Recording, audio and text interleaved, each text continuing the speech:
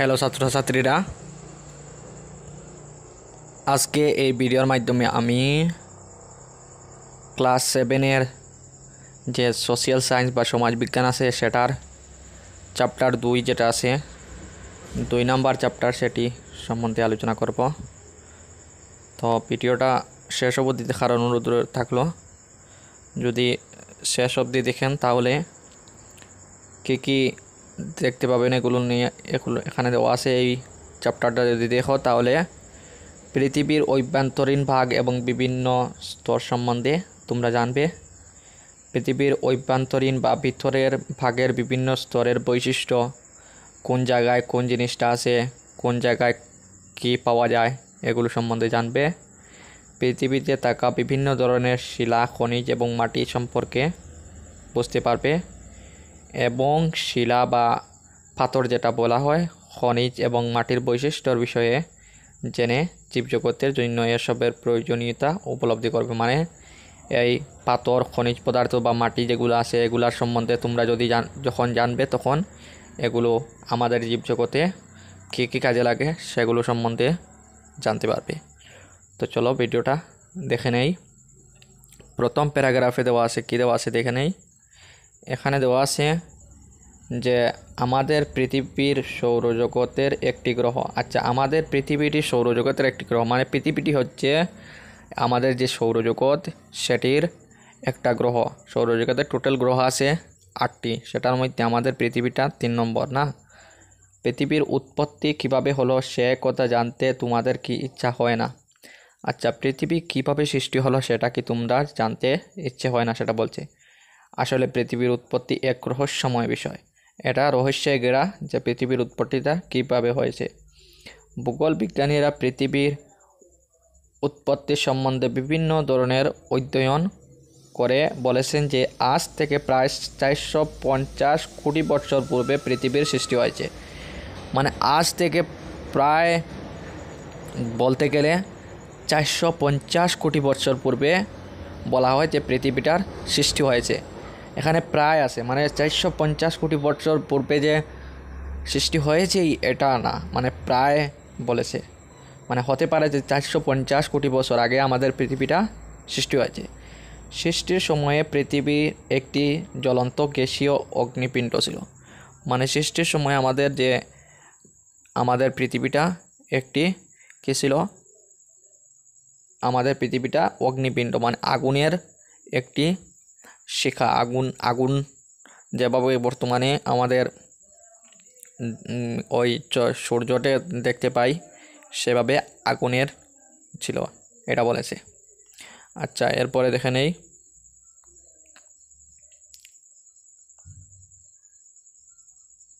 এরপরে কী দেওয়া আছে?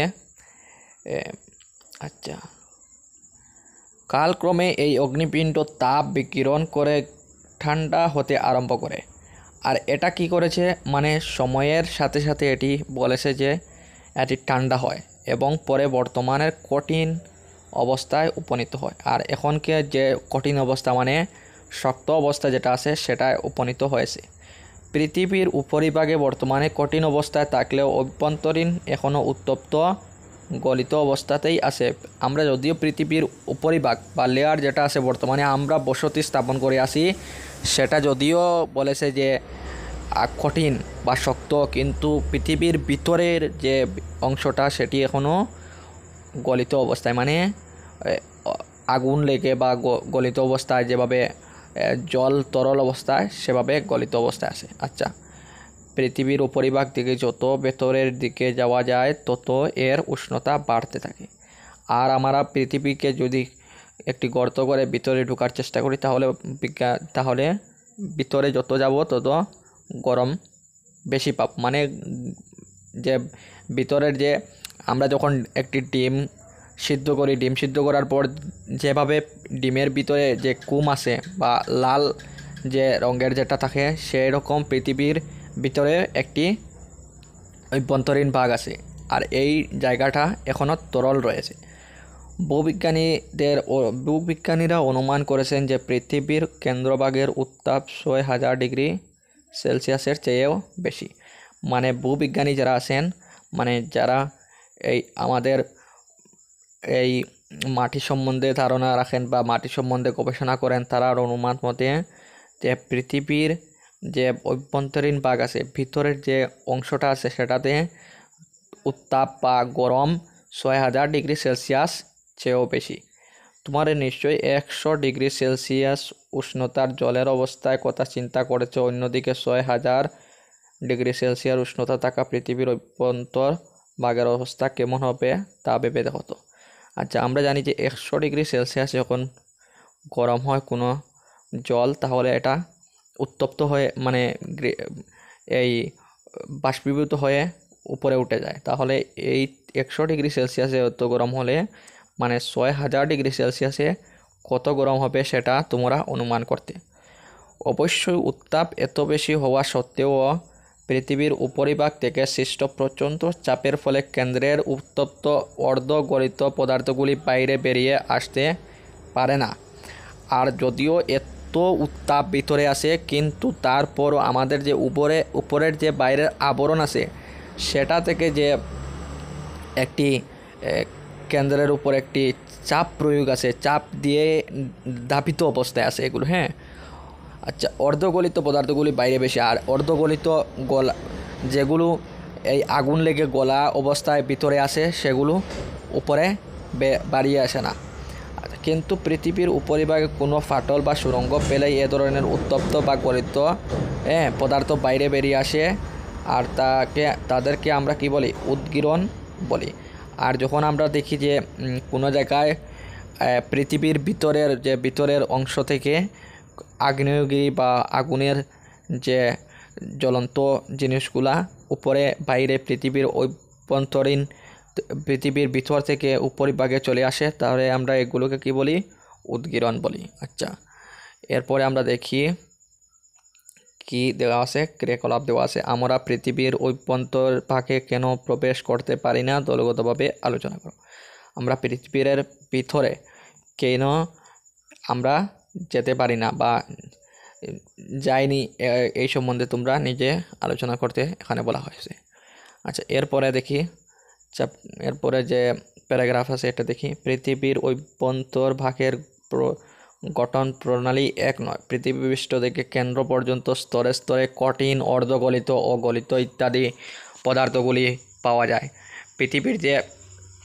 পৃথিবীর যে স্তর আছে, পৃথিবীর ভিতরে যে স্তর আছে, সেগুলোর মধ্যে কোনো জায়গা আছে কঠিন মানে শক্ত, কোনো জায়গা আছে অর্ধগলিত বা একটু গলিত অবস্থায়, আর কোনোটা আছে একেবারে গলিত অবস্থায়। এইগুলো পাওয়া যায়। সাধারণত হালকা ঘনত্বের পদার্থগুলি ভারী ঘনত্বের পদার্থের উপরে জমা হয়ে আছে। মানে হালকা যেগুলো পদার্থ আছে সেগুলোর উপরে ভারী ঘনত্বের পদার্থগুলো উপরে আছে। মানে এই লোহা, মনে করো লোহা এই ভারী পদার্থ, কিন্তু এর নিচে যদি জলটি হচ্ছে ঘনত্ব কম, কিন্তু এইটা নিচে আসে আর উপরে লোহা আছে, এরকম একটা ভাবা যায় আর কি।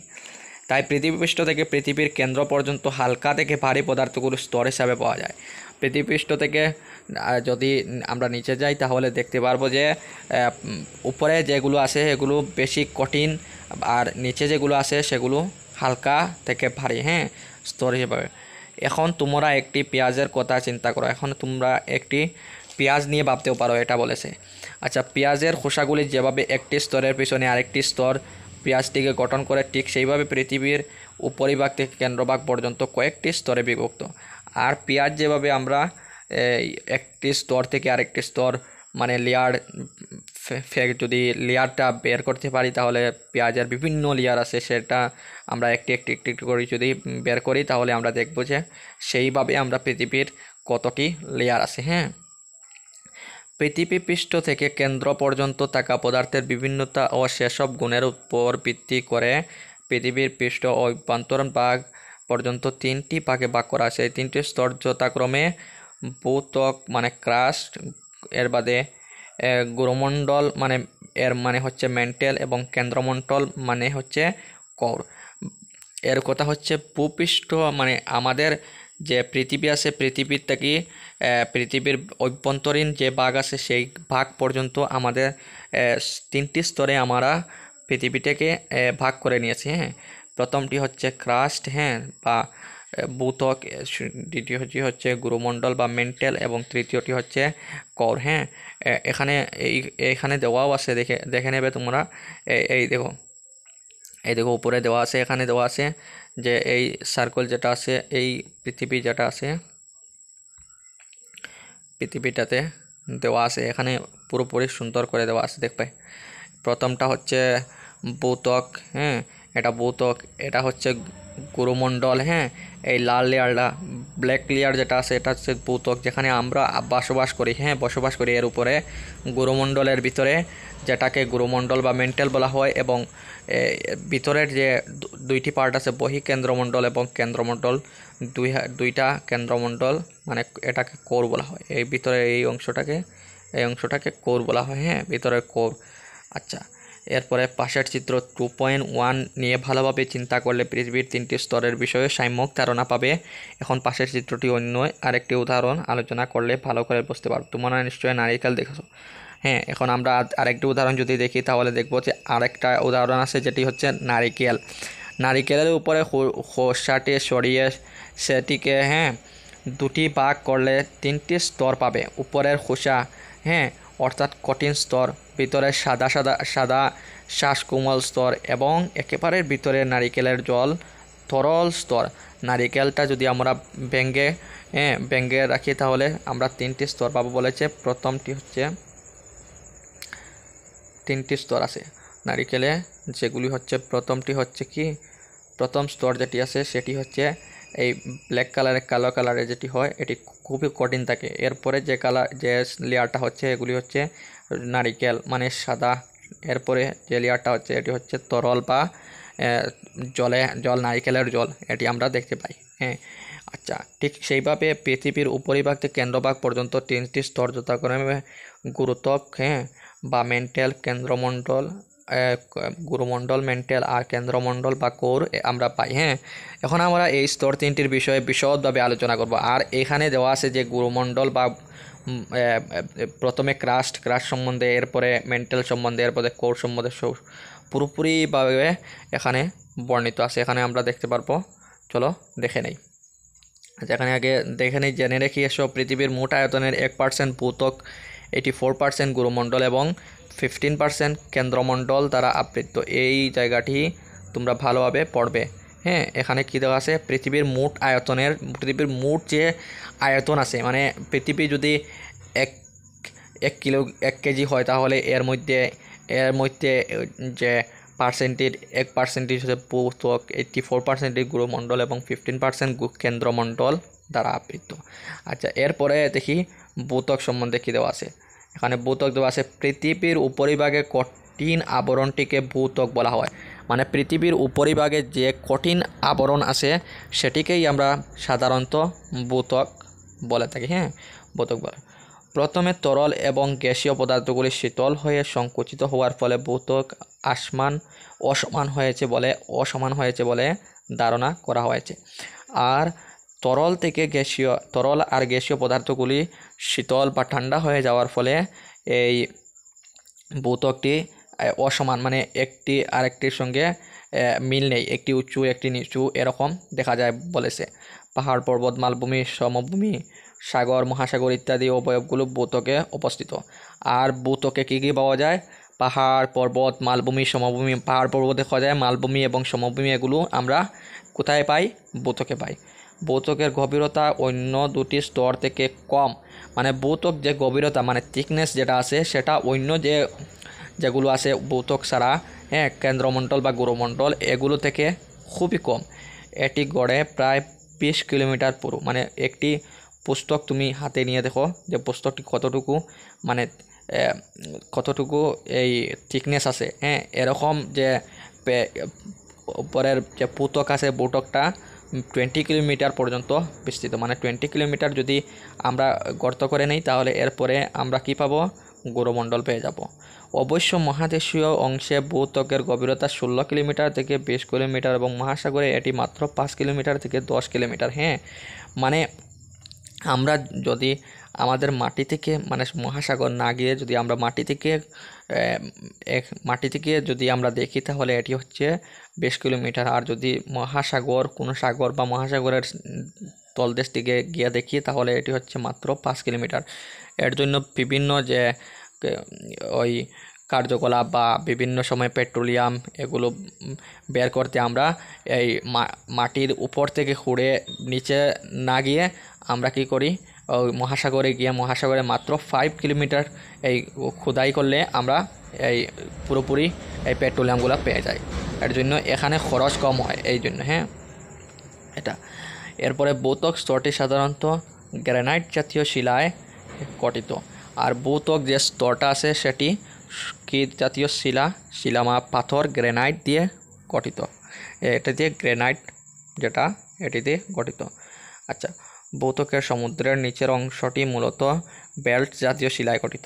আর যে ভৌতকের যে সমুদ্রের যে পার্টটা আছে সমুদ্রের পার্টটা হচ্ছে কি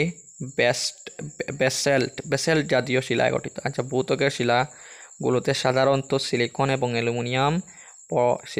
অ্যালুমিনিয়াম পদার্থের পরিমাণ অধিক হওয়ার জন্য স্তরটিকে সিআল স্তর বলা হয়।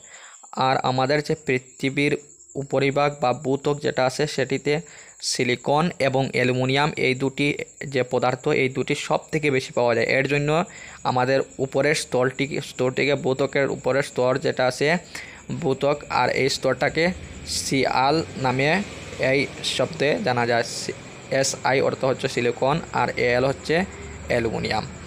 এরপরে আমরা দেখে নেই 2 নম্বর হচ্ছে গুরুমণ্ডল। এটি পাশের ছবি 2.2 ভালোভাবে দেখো। হ্যাঁ, এখানে দেখতে বলছে 2.2 যে ছবিটা আছে এটি ছবিতে যেমন দেখানো হয়েছে ভৌতকের ঠিক নিচের দ্বিতীয় স্তরটি হলো গুরুমণ্ডল। আচ্ছা, ভৌতক এই উপরের ভাগটা হচ্ছে এই উপরের ভাগটি যদি হচ্ছে ভৌতক আর এই নিচেরটি হচ্ছে গুরুমণ্ডল। এই জায়গা থেকে এই পর্যন্ত গুরুমণ্ডল, এইটা হচ্ছে ঊর্ধ্ব গুরুমণ্ডল, এটা হচ্ছে নিম্ন গুরুমণ্ডল। আচ্ছা, ভৌতকের নিচ থেকে নিচের দ্বিতীয় স্তরটি এই স্তরটি প্রায় 2900 কিলোমিটার পুরু। এটা এই জায়গা থেকে এই জায়গা পর্যন্ত কত কিলোমিটার? 2900 কিলোমিটার। এত বেশি মানে থিকনেসটা বেশি। ভৌতক থেকে এই স্তরের পর্দাগুলি ঘনত্ব বেশি আর কি, এটি সবচেয়ে বেশি ঘনত্ব এটির আছে। আচ্ছা, সম্পূর্ণ গুরুমণ্ডলকে আবার ঊর্ধ্ব গুরুমণ্ডল এবং নিম্ন গুরুমণ্ডল হিসাবে ভাগ করা যায়। গুরুমণ্ডলকে কীভাবে ভাগ করা যায়? 2টি ভাগে, একটি হচ্ছে ঊর্ধ্ব গুরুমণ্ডল, একটি হচ্ছে নিম্ন গুরুমণ্ডল। হ্যাঁ, এই স্তরে সাধারণত সিলিকন এবং ম্যাগনেসিয়াম পরিমাণ পাওয়া যায়। এর জন্য এটাকে সীমা সিলিকন এবং ম্যাগনেসিয়াম SI মানে সিলিকন এবং MA মানে ম্যাগনেসিয়াম এই নাম দিয়েও জানা যায়। গুরুমণ্ডল যেটি আছে সেটাকে সীমা নামেও জানা যায়। এরপরে আমরা দেখো কেন্দ্রমণ্ডল। কেন্দ্রমণ্ডল যেটি কোর আছে, কোর ভিতরে একেবারে ভিতরের অংশ কেন্দ্রমণ্ডল। গুরুমণ্ডলের ঠিক নিচে কেন্দ্রকে বেষ্টন করে থাকা স্তরটি হচ্ছে কেন্দ্রমণ্ডল। এক কথায় এটি পৃথিবীর গর্ভ মানে পৃথিবীর একেবারে পেট বলতেও পারো। এই স্তরটি প্রায় 3486 কিলোমিটার পুরু, মানে এটার থিকনেস হচ্ছে 3486 কিলোমিটার। এই স্তরটি মূলত লোহা এবং নিকেল এবং কোবাল্ট দ্বারা গঠিত। কী দিয়ে গঠিত? লোহা আছে, নিকেল আছে এবং কোবাল্ট আছে এই স্তরটিতে। আর এই জন্য লোহা এবং নিকেলের পরিমাণ বেশি থাকার জন্য এই স্তরটিকে নিফে NI মানে হচ্ছে NI হচ্ছে নিকেল আর Fe হচ্ছে নিকেল শব্দ থেকে NI এবং ফেরাম শব্দ থেকে লোহা Fe, ফেরাম শব্দটিকে লোহা Fe মানে নিফে NIFE এই শব্দ দ্বারাও এই যে লেয়ার আছে কোর আছে সেটাকেও বোঝানো যায়। হ্যাঁ, নিফে শব্দ বলা হয়। আচ্ছা, কেন্দ্রমণ্ডলের বহির্ভাগে একটি তরল ও আবরণের দ্বারা গঠিত। আচ্ছা, কেন্দ্রমণ্ডলের বহির্ভাগ একটি তরল আবরণ দ্বারা গঠিত, একে বহিঃকেন্দ্রমণ্ডল ও বলা হয়।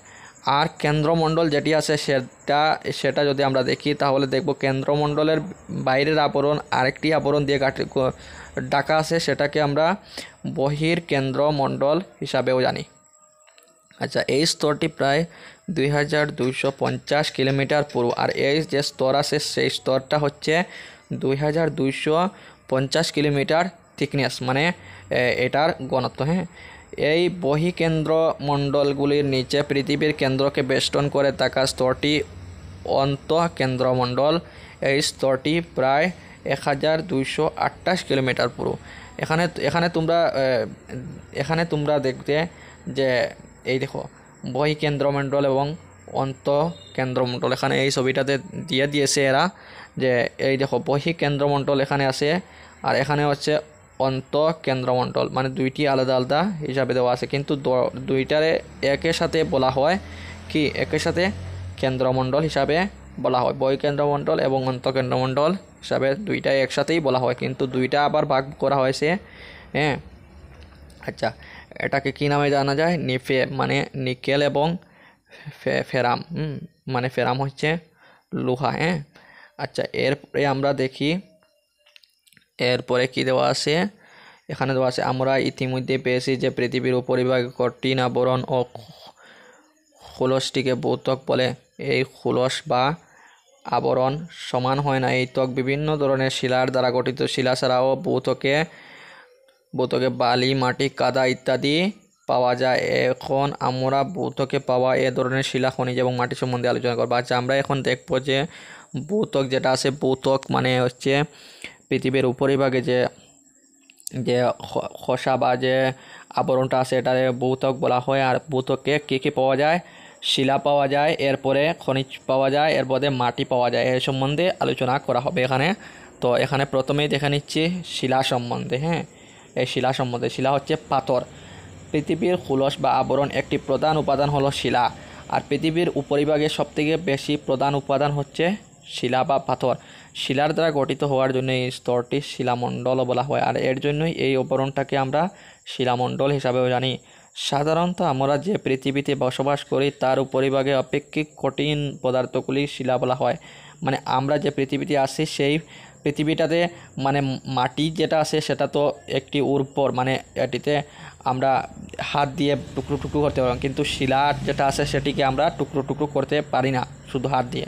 এর জন্য এটাকে শিলা বা পাথর বলা হয়। শিলাসমূহ বিভিন্ন খনিজ দ্বারা গঠিত, আর এগুলো বিভিন্ন খনিজ দিয়ে গঠিত।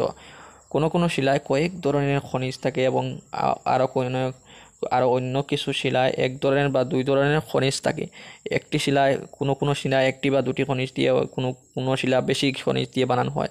শিলাতে অবস্থিত খনিজের বৈশিষ্ট্য উপর ভিত্তি করে শিলার আকার, আকৃতি, রং, কঠিন ইত্যাদি তারতম্য দেখা দেয়। শিলার উপস্থিতিতে রাসায়নিক পদার্থের মধ্যে অম্লজান, সিলিকন, অ্যালুমিনিয়াম, লোহা, পটাশিয়াম, সোডিয়াম, ক্যালসিয়াম, এগুলো কার্বন, সালফার ইত্যাদি প্রচুর পরিমাণে পাওয়া যায়। এই শিলা বা পাথরে এইগুলি পাওয়া যায়। এছাড়াও শিলাতে কিছু পরিমাণে তামা, সীসা, এরপরে দস্তা ইত্যাদি ধাতুও পাওয়া যায়। এগুলো তোমরা মনে রাখবে।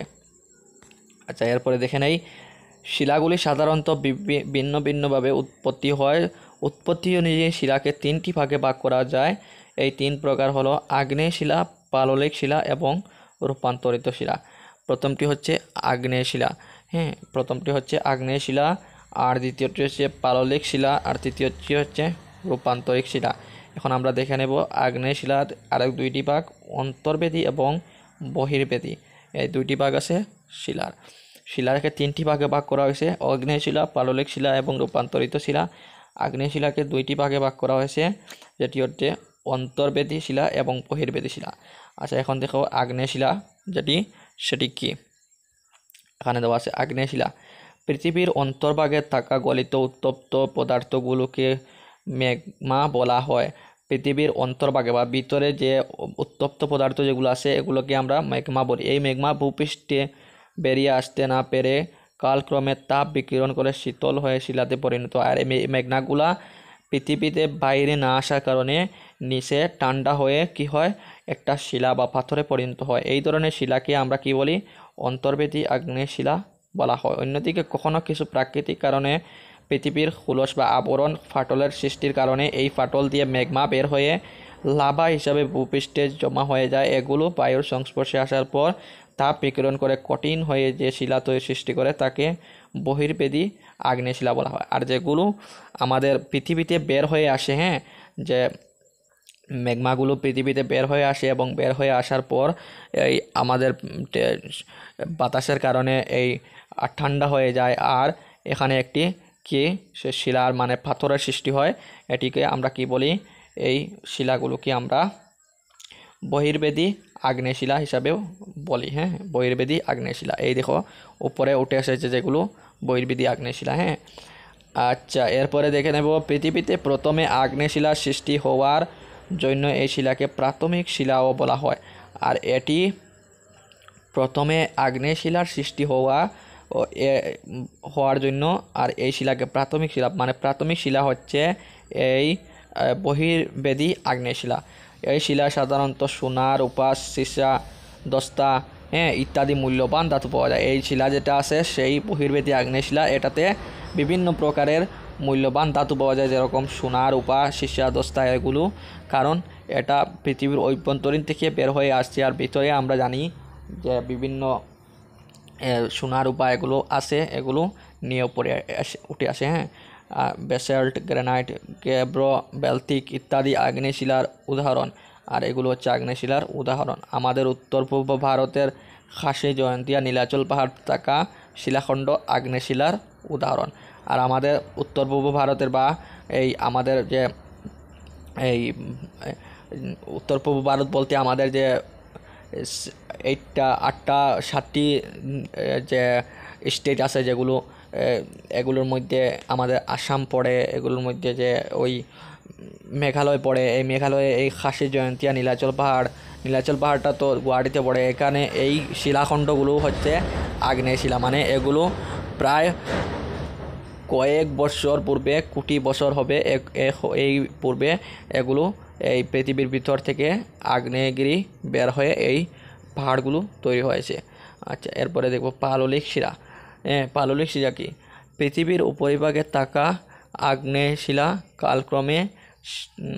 কালক্রমে শীত, তাপ, বায়ু, বৃষ্টিপাত ইত্যাদির ভৌতিক ও রাসায়নিক ক্রিয়া ও উদ্ভিদের জৈবিক ক্রিয়ার ফলে দুর্বল হয়ে ভেঙে পড়তে শুরু করে এবং ধীরে ধীরে এই ভাঙ্গা অংশগুলি বায়ু, নদী কিংবা ইত্যাদি বহন করে সাগর, হ্রদ বা অন্য নিম্ন আকাশের স্তরে জমা হয়। এভাবে যখন গাঁতগুলো ধ্বংসের পর বছরের পর বছর ধরে জমা হয়, তখন উপরের গাদের প্রচণ্ড চাপ, তাপ এবং জলে মিশে থাকা লোহা, চুন ইত্যাদির ক্রিয়ার ফলে গাঁতগুলি কঠিন হতে শুরু করে। এভাবে কঠিন হয়ে যে শিলা সৃষ্টি হয় তাকে পাললিক শিলা বলে।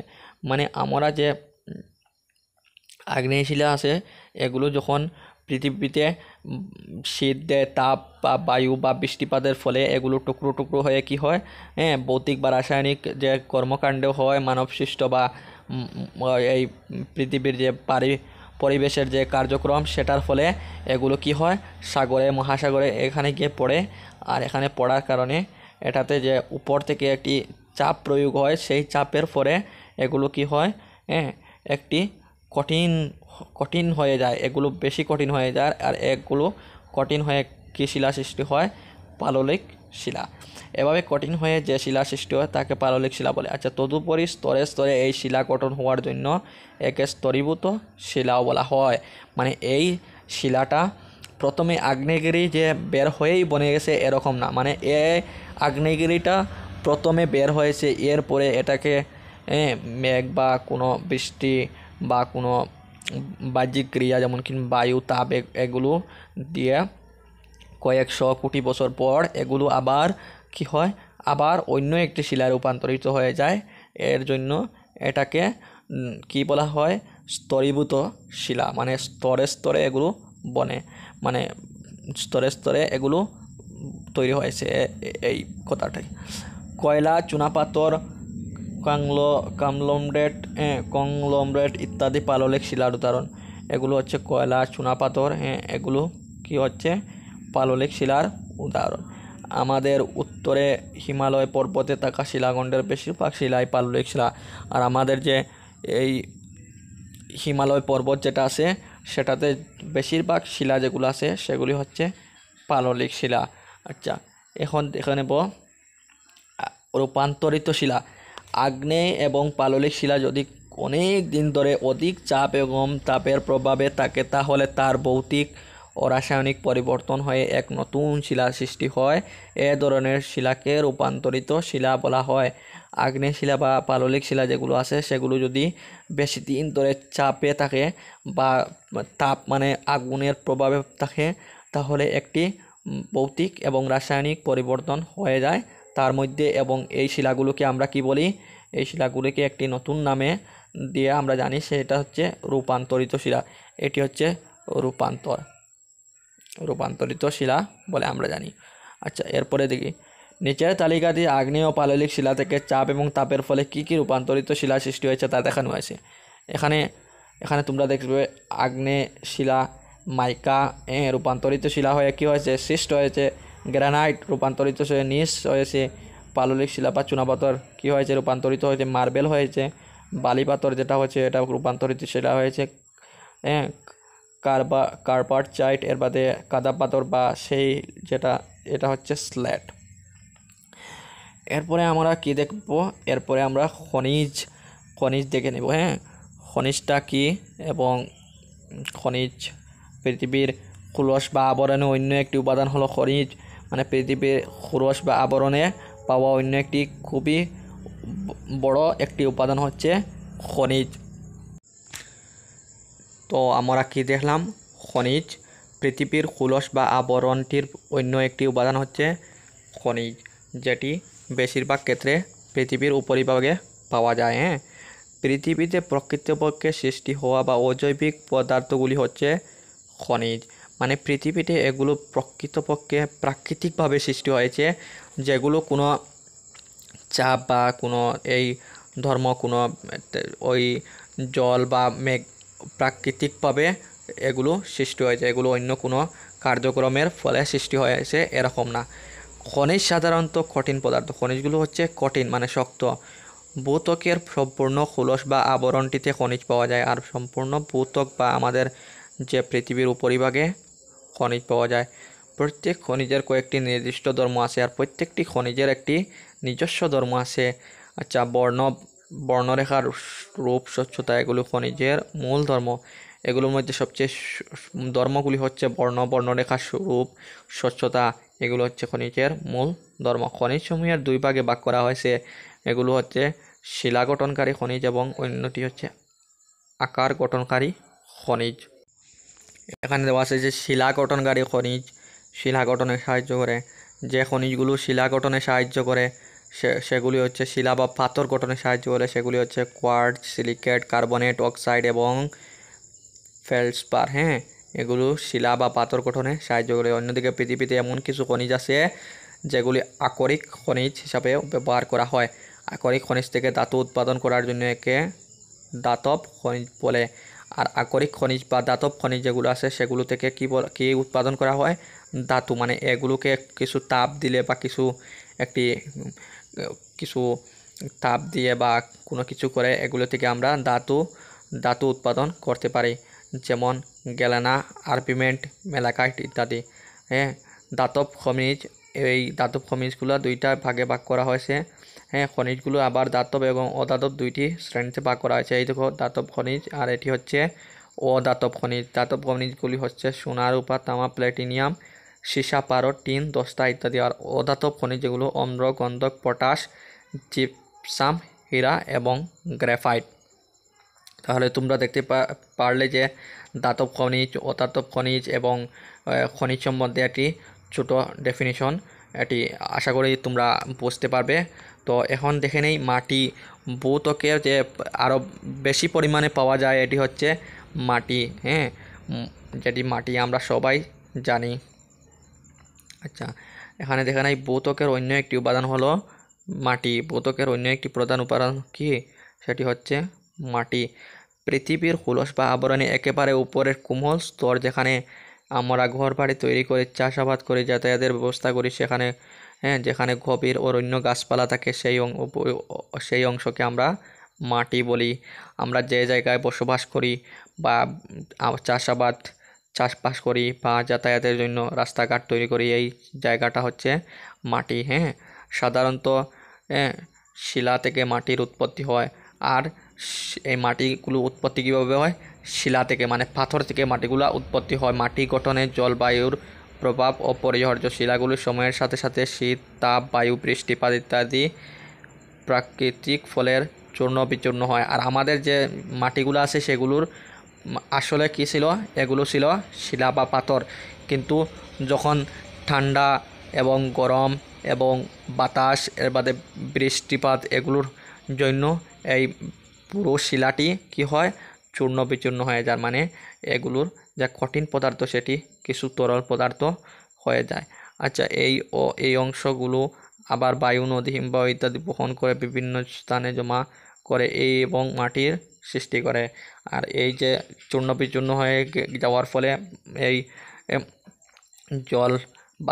জলে বা বাতাসে এগুলোকে কি করে? একটা জায়গায় জমা করে নিয়ে যায়। আর এভাবেই আমরা মাটির সৃষ্টি হয়। শিলা থেকে মাটির সৃষ্টি হওয়ার জন্য শিলাতে থাকা খনিজগুলো মাটিতে পাওয়া যায়। আর শিলাতে বা পাথরে যে খনিজ আমরা পাই সেগুলো আমরা মাটিতেও পাই। সাধারণত এখানে কি দেওয়া আছে? এখানে দেওয়া আছে সাধারণত প্রকৃত মাটি ভূপৃষ্ঠ থেকে 3 মিটার নিচে পাওয়া যায়। হ্যাঁ, প্রকৃত মাটি যেটা আছে শুধুমাত্র আমাদের ভূপৃষ্ঠ থেকে মাত্র 3 মিটার নিচে পর্যন্ত পাওয়া যায়। মাটি জৈবিক ও অজৈবিক পদার্থ দিয়ে গঠিত। মাটিগুলা জৈবিক এবং অজৈবিক। মাটির জৈবিক উপাদান বলতে সাধারণত হিউমাসকে বোঝায়। ঘাস, বন, লতা, গাছপালা, ডাল পাতার অংশ, বিভিন্ন জীব থেকে কাটা, মৃতদেহ, গরু, মহিষ এগুলো থেকে যেগুলো যে জৈবিক পদার্থ, মানে এগুলো মরার ফলে যেগুলো এই ধ্বংসাবশেষ হয়ে থাকে এগুলো থেকে মাটি সৃষ্টি হয়ে যায়। হ্যাঁ, এগুলো বলছে জৈবিক উপাদান। ওর এই পদার্থগুলি রোদে পুড়ে, জলে পচে এবং অণুজীবের প্রভাবে হিউমাস সৃষ্টি করে। আর এগুলো কি সৃষ্টি করে? হিউমাস সৃষ্টি করে। এ ধরনের জৈবিক পদার্থগুলি উদ্ভিদের পুষ্টি প্রদান করে। আর এই যে আমাদের কেঁচু, ইঁদুর, পোকামাকড় বা ডাল, গরু, মহিষ মরার ফলে যে হিউমাস সৃষ্টি হয়, মাটির উপরে যে লেয়ারটা সৃষ্টি হয় হিউমাস, এই লেয়ারে আমরা উদ্ভিদগুলি খুবই তাড়াতাড়ি গ্রো হতে দেখি। কারণ এই লেয়ারে কি পাওয়া যায়? বেশিরভাগ পুষ্টি পাওয়া যায়। এরপর দেখি, মাটিতে জৈবিক পদার্থ বেশি হলে মাটির জল ধারণ করার ক্ষমতা বাড়ে। আর মাটিতে যদি জৈবিক পদার্থ বেশি থাকে তাহলে মাটিতে জল ধারণ ক্ষমতা বেশি থাকে, মানে মাটি জল ধরিয়ে রাখতে পারে, এটা বলেছে। মাটিতে থাকা জল উদ্ভিদের বৃদ্ধিতে গুরুত্বপূর্ণ ভূমিকা করে। আর মাটিতে যদি জল থাকে তাহলে উদ্ভিদ যেগুলো আছে সেগুলো তাড়াতাড়ি বড় হবে। অন্যদিকে মাটিতে মিশে থাকা অজৈবিক পদার্থগুলি হলো nitrogen, potassium, magnesium, sulphur, phosphorus, calcium, লোহা, তামা ইত্যাদি। এগুলো মাটিতে মিশে থাকে। এগুলো হচ্ছে অজৈবিক পদার্থ। আর জৈবিক পদার্থ এবং অজৈবিক পদার্থগুলো তোমরা দেখে নিলে। পার্ট 2.6 ছবিটি ভালো করে দেখলে মাটি সম্বন্ধে ধারণা পাবে। এখানে এই ছবিটা যেটা আছে এটা তোমরা ভালো করে দেখবে, তাহলে মাটির ধারণাটা ক্লিয়ার হয়ে। এখানে কি দেওয়া আছে? এখানে দেওয়া আছে যে আমাদের এই রাসায়নিক উপাদান, ভৌতিক উপাদান এবং উৎপত্তির স্থান ইত্যাদির উপরে নির্ভর করে মাটির শ্রেণীবিভাগ করা হয়। মাটিকে শ্রেণীবিভাগ কীভাবে করা হয়? রাসায়নিক উপাদান, ভৌতিক উপাদান আর উৎপত্তির স্থান অনুযায়ী। সাধারণত দানাগুলি অতি শুকনো হলে এলে মাটি, শুকনো এবং স্থূল দানা হলে বালি মাটি এবং স্থূল দানা হলে বেলে মাটি। উৎপত্তি এবং গঠন অনুযায়ী মাটির প্রধান ভাগগুলি হলো, মানে এলে মাটি কাকে বলা হয়? শুকনো, মানে একেবারে ছোটো, যেটি কোনো কণা আমরা বেশিরভাগ দেখতে পাই না কণাগুলো। শুকনো এবং স্থূল, মানে ছোটো আছে কণা এবং কিছু বড় আছে কণা, এগুলোকে হচ্ছে বালি মাটি। আর যেগুলো একেবারে স্থূল বা বড় যেগুলো জানা আছে সেগুলো হচ্ছে বেলে মাটি। উৎপত্তি এবং গঠন অনুযায়ী মাটির প্রধান ভাগগুলি হলো, মাটির ভাগগুলি কী কী আছে? উৎপত্তি অনুসারে আছে এবং গঠন অনুসারেও আছে। উৎপত্তি অনুসারে আছে অবশিষ্ট মাটি এবং অপসৃত মাটি, এবং গঠন অনুসারে পরিণত আঞ্চলিক মাটি, আন্ত আঞ্চলিক মাটি এবং অপরিণত মাটি। তাহলে এগুলো সম্বন্ধে এখানে দেখে নেব। আচ্ছা, এখানে দিয়ে দিয়েছে যে ভৌতক এবং জীবজগৎ। মানে ভৌতক হচ্ছে যেটি আমাদের পৃথিবীর যে পৃথিবী যেটা আছে একেবারে বাইরের যে আবরণ সেটি হচ্ছে ভূত্বক, বাইরের যে লেয়ারটা সেটাকেই আমরা ভূত্বক হিসাবে জানি। হ্যাঁ, বাইরের যে লেয়ারে আমরা গাছপালা, জীবজন্তু, হ্যাঁ, এগুলো দেখতে পাই, এগুলো সবসময় দেখতে পাই, এগুলো হচ্ছে কি ভূত্বক। হ্যাঁ, এটাতে কী কী পাওয়া যায় এবং আমাদের জীবজগৎ এটার উপর কীভাবে নির্ভরশীল এই বিষয়ে এটাতে আলোচনা করো। আমরা কোথায় বাস করছি, মানে আমরা কোন জায়গায় বসবাস করি, ভূত্বকের উপরের অংশে নয় কি, মানে আমরা পৃথিবীর ভূত্বক যেটা আছে এটার উপরের অংশে বসবাস করি। এই ভূত্বকের সাথে জীবজগতের এক ওতপ্রোত সম্পর্ক আছে। আমাদের ভূত্বক এবং আমাদের যে জীবজগৎ এই দুইটির খুবই ঘনিষ্ঠ একটি সম্পর্ক আছে। সকল প্রাণী কি আছে, সকল প্রকারের প্রাণী ও উদ্ভিদের আসবাবস্থল হলো ভূত্বক। আমাদের জীবযাত্রা, আচার ব্যবহার, চাষাবাদ, অনুষ্ঠান প্রতিষ্ঠান, যাতায়াত, উদ্যোগ ইত্যাদিকে সব কিছু ভূত্বকের উপর নির্ভরশীল। মানে আমাদের যে বাসস্থান হোক বা জীবনযাত্রা হোক, ব্যবহার হোক, আচার ব্যবহার, চাষাবাদ, যেগুলো সব কিছুই অনুষ্ঠান প্রতিষ্ঠান যেখানে আমরা পড়াশোনা করি বা যাতায়াত, রোড যেগুলো আছে, উদ্যোগ বা আমরা যে ইন্ডাস্ট্রিগুলো খুলি, যেগুলো সব কিছু কিন্তু ভূত্বকের উপর নির্ভরশীল। মানে মাটির উপরেই নির্ভরশীল। মানে পৃথিবীর যে ভূত্বক আছে, চামড়াও বলা হয়, পৃথিবীর চামড়া যেটা আছে সেটার উপরে ভূত্বকের অংশ হিসাবে পাহাড়, পর্বত, মালভূমি, সমভূমি ইত্যাদি জীবজগতের আসবাবস্থল হলেও জীবমণ্ডলেও জীবজগতের প্রসারতা আছে। আর কি বলেছে এখানে, ভূত্বকের অংশ হিসাবে পাহাড়, মালভূমি, পর্বত যেগুলো আছে সেগুলো আছে। আর জীবজগতের আসবাবস্থল হলেও জলমণ্ডলেও জীবজগতের প্রসারতা আছে। আর জীবজগতের আসবাবস্থল মানে বাসস্থান জলমণ্ডলেও পাওয়া যায়। আর জলমণ্ডল যেগুলো আছে, জলমণ্ডলের ভিতরে কিন্তু আমরা ভূত্বক পাই। হ্যাঁ, এর ভিতরে কিন্তু ভিতরে যে কৌর আছে, এরপরে যেগুলো লেয়ার আছে সেগুলো ভিতরে কিন্তু 5 কিলোমিটার উপরে পর্যন্ত আমরা ভূত্বক পাই। হ্যাঁ, তেমনিভাবে মরুপ্রধান ও শীতপ্রধান অঞ্চলে কম বেশি পরিমাণে জীবজগৎ বিদ্যমান। মরুপ্রধান বা শীতপ্রধান যেগুলো জায়গা আছে সেগুলিতে জীবজগৎ আছে, একেবারে না এরকম না। ভূত্বকে পাওয়া বিভিন্ন ধরনের শিলা, খনিজ এবং মাটির গুণাগুণ জীবজগৎকে বিশেষভাবে প্রভাবিত করে। আর আমাদের ভূত্বকে পাওয়া যে শিলা, খনিজ পদার্থ এবং মাটির গুণাগুণ যেগুলো আছে এগুলো আমাদের জীবনে জীবজগৎকে খুবই প্রভাবিত করে। অন্যদিকে ভূত্বকে পাওয়া বিভিন্ন ধরনের খনিজ পদার্থ যেমন nitrogen, potassium, magnesium, sulphur, phosphorus, calcium, লোহা, তামা, সীসা ইত্যাদি উদ্ভিদ এবং প্রাণীর বৃদ্ধি ও বিকাশ বিশেষ সাহায্য করে।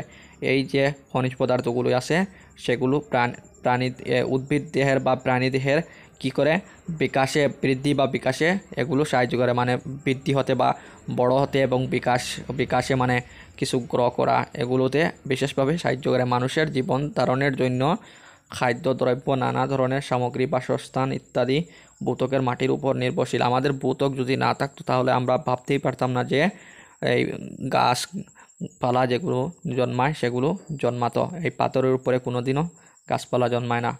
ভূত্বকে পাওয়া শিলাকে আমাদের প্রয়োজন মতো বিভিন্ন কাজে ব্যবহার করে আমাদের অভাব পূরণ করে।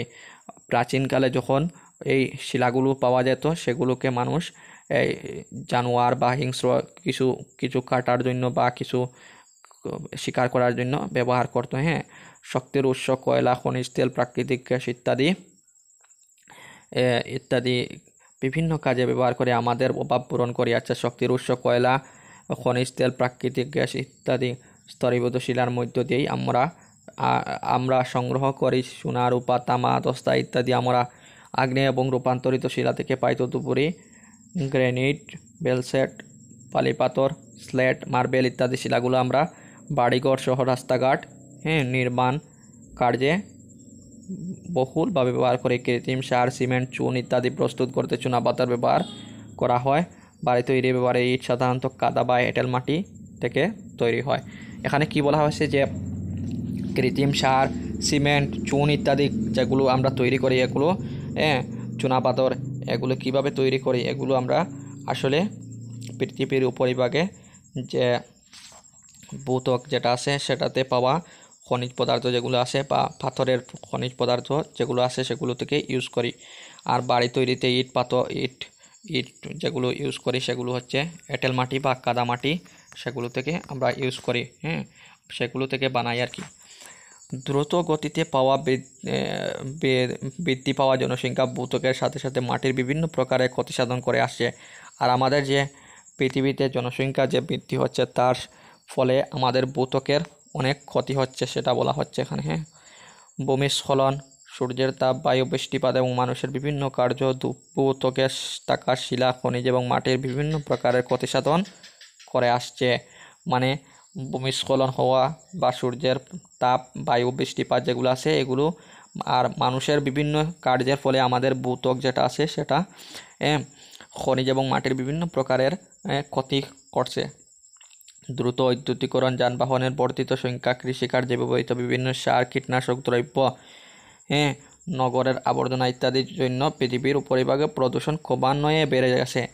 আর আমাদের যে পৃথিবীতে এখন বর্তমানে প্লাস্টিকের সংখ্যা বৃদ্ধি, এবং কীটনাশক যেগুলো এই গাছে দেওয়া হয় এগুলোর জন্য আমাদের যে যানবাহনের বর্ধিত সংখ্যা, মানে যানবাহনের থেকে একটি গ্যাস নিঃসরিত হয়, যে ধোঁয়াটা নিঃসরণ হয়, সেটার ফলে আমাদের যে এই পৃথিবীর উপরিভাগে যে ভূত্বক আছে সেটার প্রদূষণ খুবই বেড়ে গেছে, এটা বলেছে।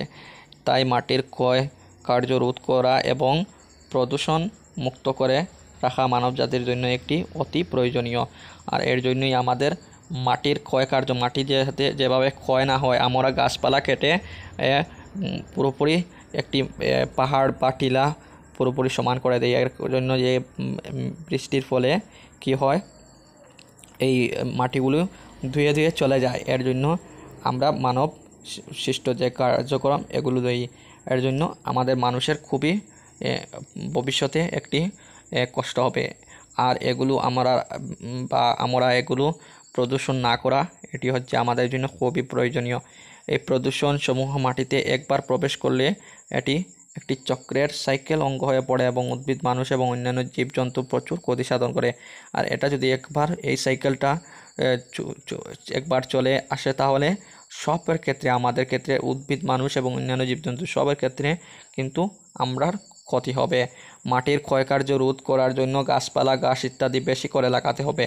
আর মাটির ক্ষয় যাতে কম হয়, যখন বৃষ্টি হয় মাটি চলে যায়, এর জন্য এটা যে আমরা রোদ বা এটা মাটি যাতে না যেতে পারে সেই জন্য আমরা কি করতে হবে, মাটিতে গাছপালা লাগাতে হবে, ঘাস জাতীয় বিভিন্ন চারাগুলো লাগাতে হবে।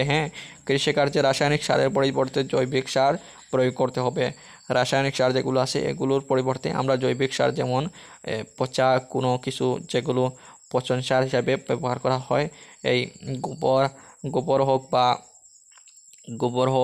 বা এই গাছালি ফেলে যেগুলো পচন সার হয় সেগুলো আমরা ইউজ করতে হবে এই কৃষিকার্যে রাসায়নিক সারের পরিবর্তে জৈবিক সারের প্রয়োগে গুরুত্ব দিব এবং এগুলো সম্বন্ধে খুবই গুরুত্ব দিব, মানুষকেও সজাগ করব।